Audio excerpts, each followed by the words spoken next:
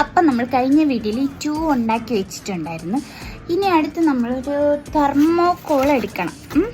എന്നിട്ട് ഇതിങ്ങനെ വെച്ചിട്ട് തെർമോക്കോൾ നമ്മൾ ഔട്ട്ലൈൻ കൊടുക്കണം. ഈ സംഭവം ഞാൻ റീൽസ് കണ്ടുണ്ടാക്കി നോക്കിയതാണ്, പക്ഷെ എനിക്കതങ്ങോട്ട് വർക്കായില്ല. കട്ടർ വെച്ചൊന്ന് ട്രൈ ചെയ്ത് നോക്കാം.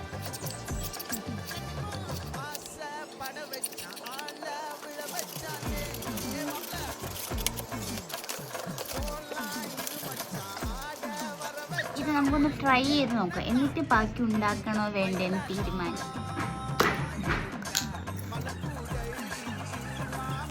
അങ്ങനത്തെ സെറ്റ്.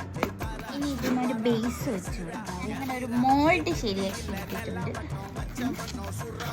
ഇതിൽ സക്സസ് ആയ അടുത്ത് WO ഒക്കെ ഉണ്ടാക്കാം.